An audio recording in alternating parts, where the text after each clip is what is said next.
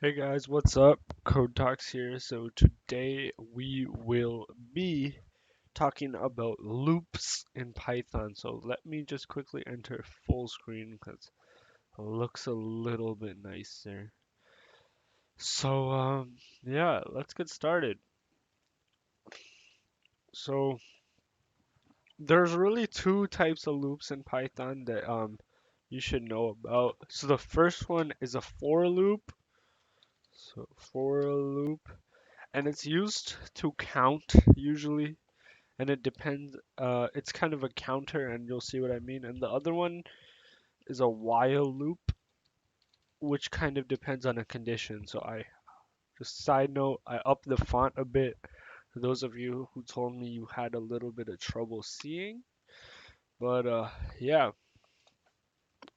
So I'm gonna go through the for loop quick. So the for loop is the loop personally I use like the most, and before we actually even get into for loops, so what are loops for? Loops are for repetition, in case anyone didn't know. Recognize that there are a lot of beginners here. So loops are just for repeating a task or, running through an array, and we'll go through arrays in the next video. So yeah, let's get started. So let's say I want to print out the numbers from 1 to 10 um onto the screen. So either I can manually do it or uh, by typing it here, one and backslash n, two, right, and then so on each separate line. But the other way I could do it is using a for loop. So I could write this line of code and then I'll explain it. For I in range, and then how many iterations you want to run. I'll just create a variable called iterations. So it's a little bit more, understandable for all our beginners out there. Um, okay, so how this is gonna work is in this line we have for, so we're initializing, I guess you could say, a for loop, and we're creating a variable I to kind of, I guess, keep track of each iteration.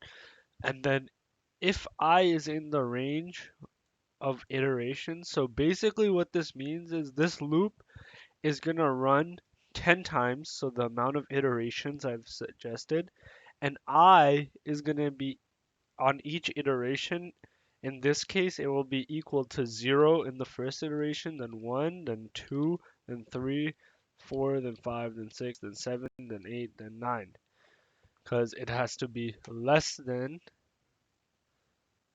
however many iterations, because you start at 0. And if you count this out, this is 10 iterations.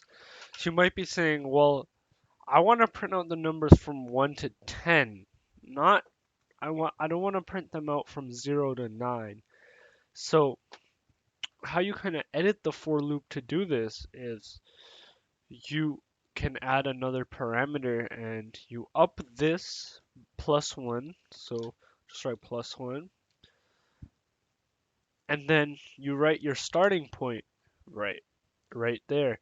And how that works is it's going to start at 1 and go up to but not equal to the amount of, the next parameter iteration. So it's going to print out 1 to 10. And I is going to be equal to 1 the first time, then 2 the second time in this case, then 3 the third time, and then 4, 5, 6. So if we print this out, um, let's see what happens. So you can see it printed out 1 through 10 because we started at 1 and we went all the way up to but not equal to 11, and we're printing out I. So let's say you don't need the variable I, like usually everyone just does I, but like let's say you didn't need a variable, you just need to run the loop. You could just write an underscore, and the underscore just doesn't initialize anything and it's just like runs through the loop. Like let's say you wanted to print out like, I don't know, some word 10 times, like code, and then that would just print out 10 times. Uh, yeah, basically that's that's it. So for loops, all in all, in essence, are for used for counting. So running through a set of numbers or range as we're using that keyword. For loops in Python can also be used running through each character of a string. So let me get a string. My string equals input. So we're gonna get some input and enter a word. Okay, that's gonna be the prompt. I don't know why my keyboard is messed up. And what we're gonna do is we're gonna maybe print out each letter of the word. So sorry, that's Java. For I in my string. So you'll notice I didn't write range because I'm not going from within a range of numbers. This time I'm basically going within each character of the string that's entered. And basically, I don't know what I'm gonna do with the letters. Maybe I'll just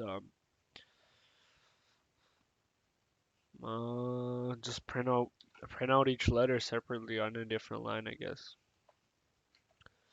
So yeah, this is kind of a for each loop for those coming from Java and other languages like Java, like C, C sharp. I'm pretty sure all those have a for each loop, unless I'm forgetting something.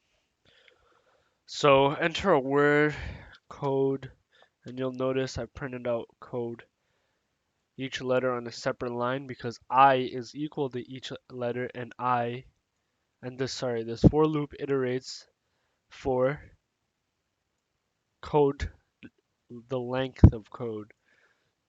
So yeah, I'll go over this for each loop thing a little bit more in the next video when we cover arrays because it's a bit more relevant to that. Because it has to do because strings are treated as an array when you like run through them in a for loop, but leave that for the next video. So next are while loop. While loops kind of depend on a condition. So the same way in if statements, if you declare a variable, um, a equals 2 and b equals 3. I said b, but I typed a v. Okay. So I could just do while a is less than v run. So basically I've just created an infinite while loop. Why? Because the values of a and v are never changing and whatever's in this kind of loop in this block of code will run infinite infinitely. So yeah, um that's basically an infinite loop, but like let's say you sorry, one second. I'm just gonna create a variable called condition, and it's gonna be boolean true. So you'll notice that 2 was always less than 3. When I wrote a is less than v, a was 2, v was 3, and the condition was true, and it's always true. So I could just write condition, like a variable named condition, or I could like just write true the same way, and it would still be infinite. Um, but reasons you might want an infinite loop when you're catching like logic errors and stuff that aren't necessarily exceptions. So in the sense the user entered, why did I delete that?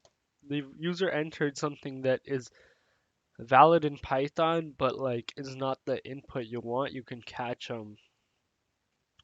these type of errors. So let me give you a quick example.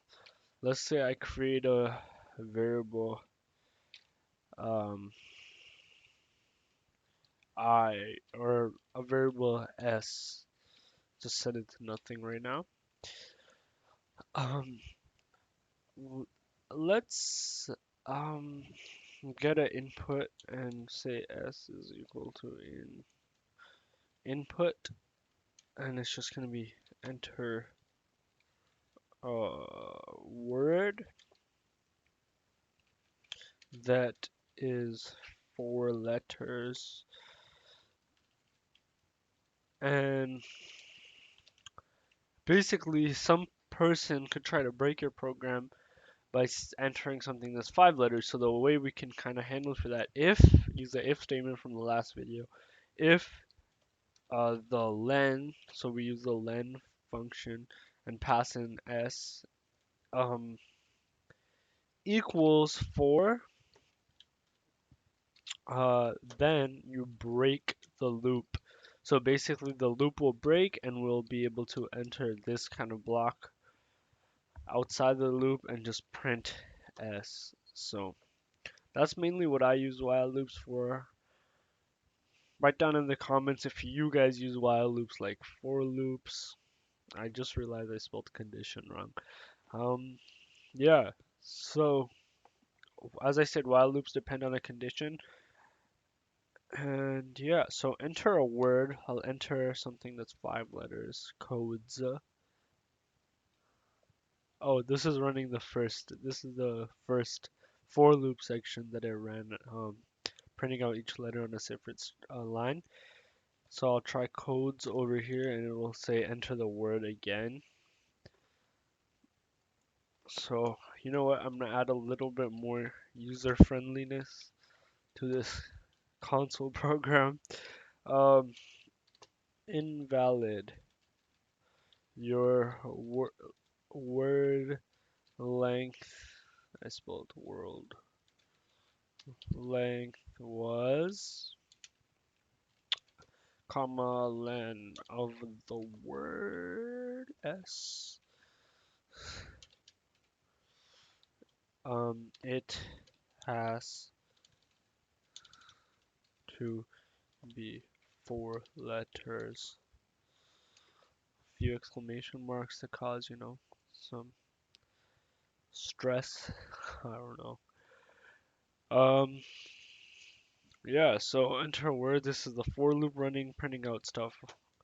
Each letter on a different line. Enter a word that has 4 letters. Let's say I print out talks. Invalid. Your word length was 5. It has to be 4 letters, so I'll do code, and it'll print out code. So yeah, I hope you enjoyed this video. We'll be going a little bit, we'll be going over loops a little bit more in the next video when we cover arrays. But yeah, thanks for watching. And as always, please like, comment, and subscribe, and share, please. Thank you very much. And ignore that I spelled condition wrong.